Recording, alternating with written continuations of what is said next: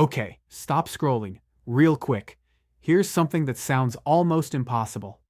President Trump is doing more than anyone to push the biggest crypto bill in history across the line, and at the very same time, he might be the single biggest reason it's stuck. Same man, both sides. How does that even work? It comes down to a number. $1.4 billion. That's what his own financial disclosure showed he made from crypto in a single year. And that number, that exact number, is why this whole thing is frozen right now. Because here's where it gets wild. The entire future of crypto regulation in America hangs on one sentence. Not a bill, not a chapter, one sentence. Some senators are demanding it be written in. The White House refuses. And whichever way that single sentence falls decides whether XRP finally gets its green light this year, or waits until 2030. So don't go anywhere, because by the end of this, you'll understand this standoff better than the people arguing about it in the comments. Let's dig in. Real quick from me to you.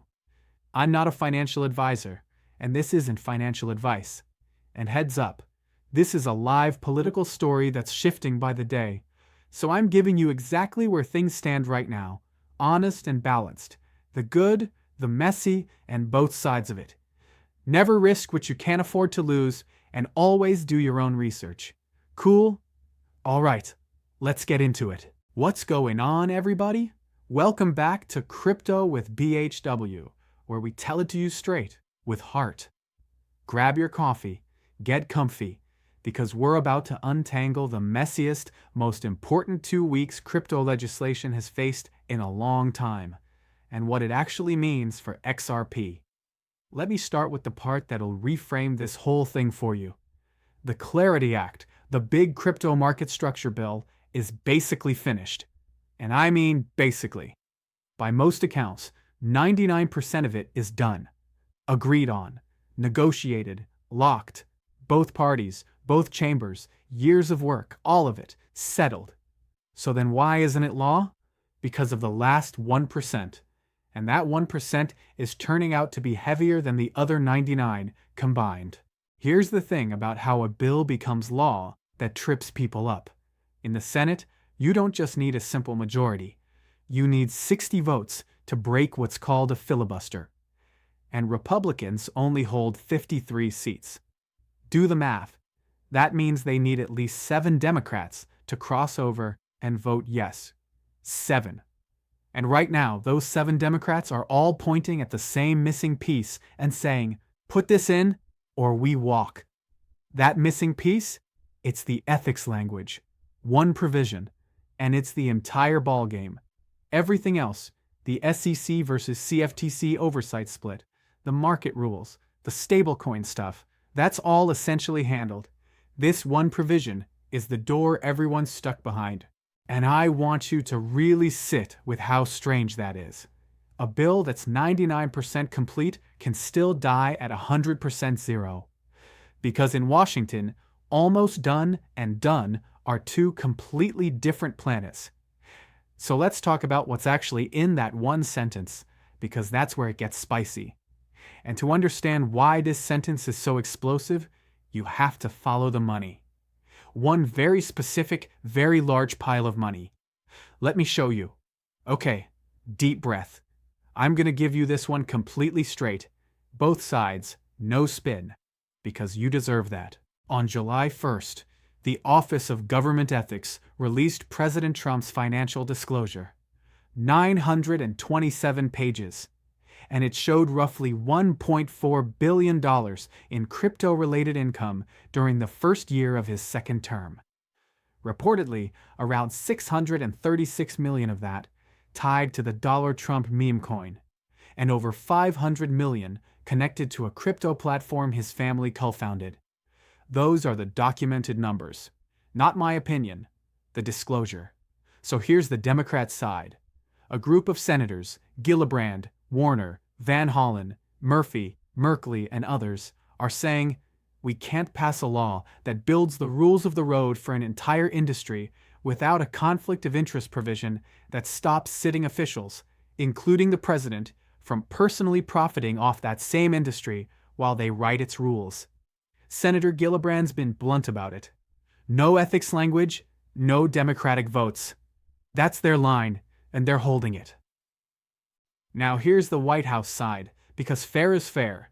The White House has pushed back, arguing that any ethics rule should be a general rule for all office holders, not language that specifically singles out the president. And some, like Senator Bernie Moreno, have floated versions that would restrict elected officials from issuing or promoting a crypto asset, while leaving open the trickier question of whether it should extend to family members like a spouse or grown kids. That family question? That's genuinely one of the hardest knots to untie. So that's the real standoff. Not Trump killed the bill. That headline's just wrong. Trump's actually pushing hard for it.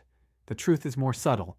He wants it passed, but not with language that boxes in his own holdings. And Democrats won't move without exactly that language. Two immovable objects, one sentence between them. Now, you came here for XRP, not a civics lecture. So let me connect this directly. Why does this one fight matter more for XRP than almost any other coin? Here we go. Alright, this is the part that makes it personal for us. So let me build it clearly. For years, the single heaviest weight on XRP has been one question. What is it legally? A security? A commodity? That fog is what kept exchanges nervous, kept institutions on the sidelines, and dragged Ripple through years of court battles.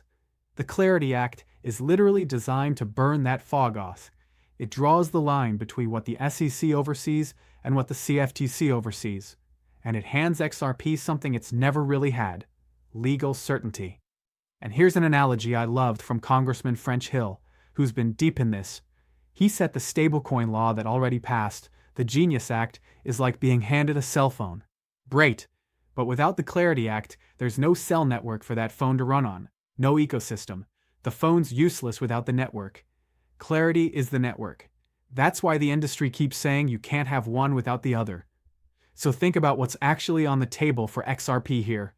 If this passes, the legal cloud lifts, the door opens for the kind of institutional adoption Ripple's been building toward, and XRP stops living in a gray zone. If it stalls, Senator Cynthia Lummis, one of the bill's biggest champions, has warned that if it fails in 2026, the industry might have to wait until 2030 to try again from scratch. 2030, that's not a typo, that's the stakes. That's why this isn't just political noise for XRP holders. This one sentence, in this one bill, in these next 2 weeks, genuinely shapes the timeline for everything. Quick one before we keep going. Did you know the House already passed this exact bill over a year ago, with dozens of Democrats voting yes? A lot of people think it's brand new. Type yes or no in the comments. So, the stakes are massive, which means the people who control the clock matter enormously right now. Let me introduce you to them, because a handful of names decide this. Okay, let me hand you the scorecard. Who's who and why each one matters. Because this comes down to just a few people. First, the gatekeeper, Senate Majority Leader John Thune. He controls the floor schedule, and he's pledged to bring this to a vote before the August recess, with the week of July 20th floated as the target. But here's his problem. He's juggling this against other must-pass priorities, fighting for the same few days. If he can't carve out the floor time, the bill just sits.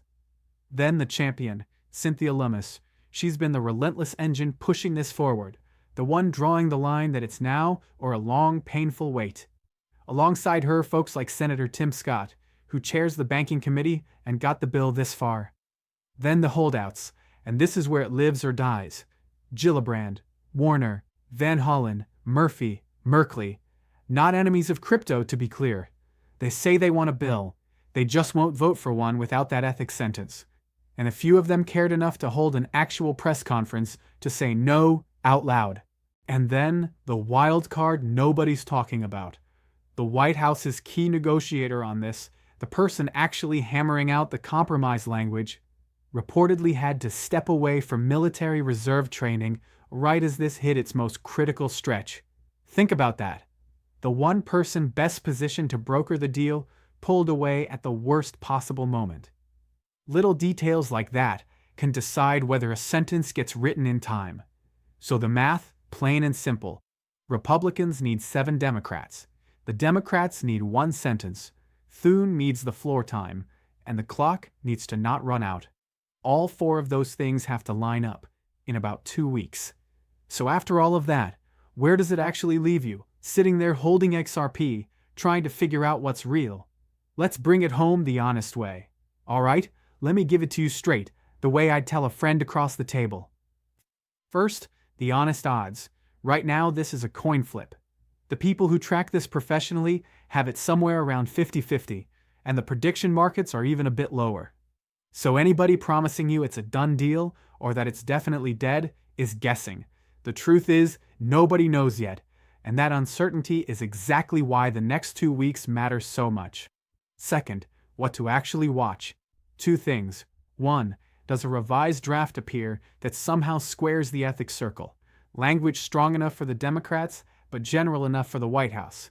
2. Does Thune actually put it on the floor the week of July 20th? Those are your real signals, not the hype accounts, not the screaming thumbnails. Those 2 concrete events. And third, and I really need to say this one, be ruthless about what you believe this week.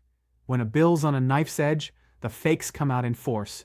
Doctored screenshots, fake quotes, breaking posts that are completely made up.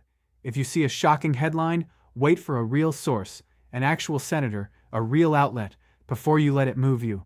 Protecting your peace of mind is part of protecting your portfolio. So here's how I'd hold all of it. Stay optimistic, because the fact that we're even here, a 99% done crypto bill on the Senate floor would have sounded insane a couple years ago. But stay grounded, because that last 1% is real and it's hard. Hope for the green light. Plan like it might take longer. That's not pessimism, that's just how calm, smart people move through a moment like this. And zoom out, one last time. A couple years back, XRP was fighting for survival in a courtroom. Now the whole debate is when it gets its legal clarity, not if. That arc only points one direction over the long run. The pain doesn't last forever. It never does. So here's where I'll leave you, fam. 1 bill, 1 sentence, 2 weeks, and a whole lot riding on it. Green light or a longer road. We walk through it together, clear eyes and steady hands, because that's what we do here.